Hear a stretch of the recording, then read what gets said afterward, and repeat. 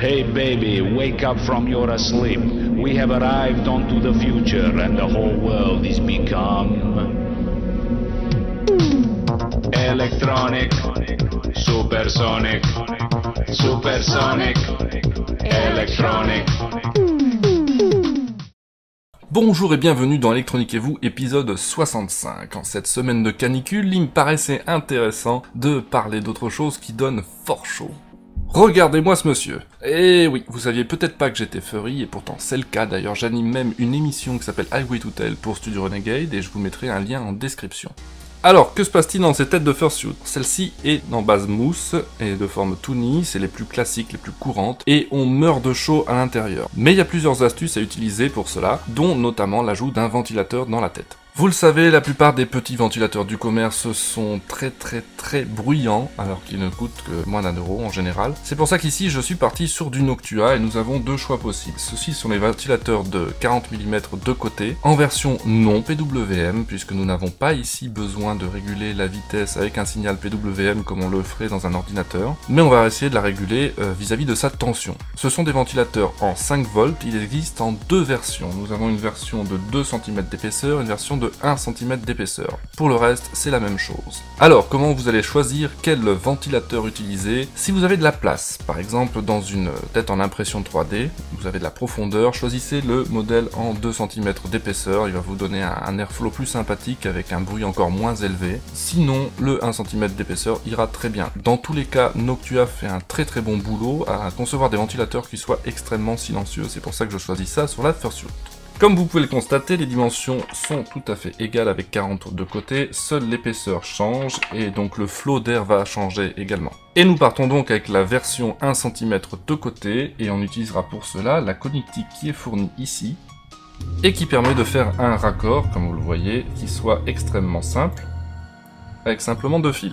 Nous pourrions couper les fils ici à la base et faire notre extension, mais traditionnellement sur des ventilateurs aussi chers que ceux de Noctua, on s'arrange justement pour utiliser la connectique qui est fournie pour pouvoir réutiliser éventuellement le ventilateur ailleurs plus tard sans chaque fois raccourcir les fils. Pour pouvoir faire varier la vitesse de rotation du ventilateur, j'ai ici un petit setup où j'alimente le circuit en 5 volts, la tension nominale du ventilateur, et j'y mets en série avec l'alimentation de côté positif, un petit potentiomètre de 100 ohms. Comme on peut le voir ici, la vitesse de rotation est au maximum, et si je tourne le potentiomètre dans ce sens-là, la vitesse du ventilateur réduit. J'ai prévu de mettre ce potentiomètre dans la tête de la fursuit pour pouvoir régler la vitesse de rotation du ventilateur, car même un Noctua fait un peu de bruit, mais le flot d'air est bon, et donc je me disais que je pouvais encore réduire le bruit. Mais après test en situation réelle, je me rends compte que même à vitesse maximale, ce petit Noctua sera inaudible en fait, pour tous ceux qui n'ont pas la tête dans la tête de fursuit. Donc c'est absolument pas nécessaire de faire varier la vitesse, et donc on va pouvoir faire un branchement direct sur les 5 volts de l'USB. Pour cela, je vais sacrifier un petit câble USB comme ceci. J'en ai plein. Il s'agit de câbles utilisés dans les onduleurs, les UPS, pour transmettre les données à l'ordinateur de la décharge de l'appareil. Simplement, j'ai beaucoup d'onduleurs qui ne sont pas reliés à un ordinateur, et donc ce câble data est parfaitement inutile. Nous avons un USB 2.0 mâle, et ils ont utilisé un Ethernet de l'autre en mettant les fils USB. C'est une utilisation un peu originale, mais pourquoi pas. Et donc je coupe dans ce fil. J'obtiens donc après découpe 4 fils. Nous avons le vert et le blanc qui sert à la transmission des données via l'USB, ce qui nous intéresse pas du tout, et un rouge et un noir pour la transmission de l'énergie en 5 volts, donc parfait pour notre ventilateur. Traditionnellement, pour mettre un ventilateur dans la tête d'une fursuit, on fait ceci, je vous montre. On place le ventilateur ici, dans le museau. Alors sur cette tête là, il y a assez peu de place dans le museau, mais plus souvent il y a toute la place du monde. Alors ce qu'on fait ensuite, c'est de passer le câble par ici, dans une tranchée que l'on creuse dans la mousse, et on redescend sur le cou à côté, pour pouvoir planquer une batterie externe au niveau du cou. Ici ce que je me dis, c'est que j'ai envie de charcuter évidemment cette tête le moins possible. Et ce que je peux faire par rapport à la configuration de la tête, c'est faire sortir le fil vers le bas du museau ici. Ici je sens un creux, et je sens que sous le tissu, entre le tissu et la mousse, il y a une ouverture. Donc je peux y faire passer le câble et que le câble redescende par le cou devant. C'est ce que je vais faire. Le câble est maintenant passé entre la mousse et le tissu, et nous pouvons, comme ceci, aller placer le ventilateur. Petite chose toute bête, pensez à tester votre ventilateur d'abord pour le mettre dans le bon sens. Ici, il ventilera vers moi, en ayant cette grille vers moi.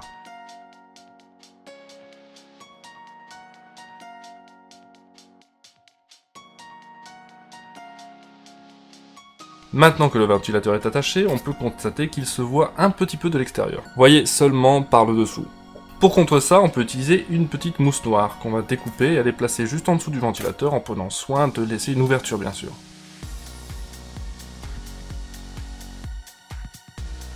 Avec la mousse proprement insérée comme ceci, voyez, c'est de suite moins choquant et il reste ici une ouverture, hop, pour la ventilation.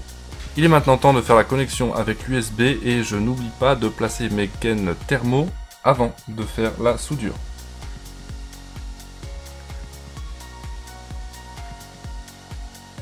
Et nous voici donc avec une tête de fursuit correctement aérée. Bon, c'est pas miraculeux non plus, mais c'est comme tout le reste de nos astuces, ça aide. Cette fursuit a été réalisée par Irinae Création et je vous mets un lien en description vers son Twitter. Studio Renegade lance son grand baromètre 2019, nous recueillons votre avis et je vous mets là aussi un lien en description. N'hésitez pas à répondre, ça fait un peu de temps, mais ça va nous aider beaucoup pour nos futures créations. Quant à moi, vous pouvez me suivre sur Twitter @Nelliger, comme d'ordinaire. Retrouvez les informations sur nos émissions, nos streamers et sur comment nous soutenir sur studiorenegade.fr. C'est tout pour aujourd'hui, en attendant n'oubliez pas de partager cette vidéo si elle vous a plu et de mettre un pouce bleu, ça fait bien plaisir et ça aide.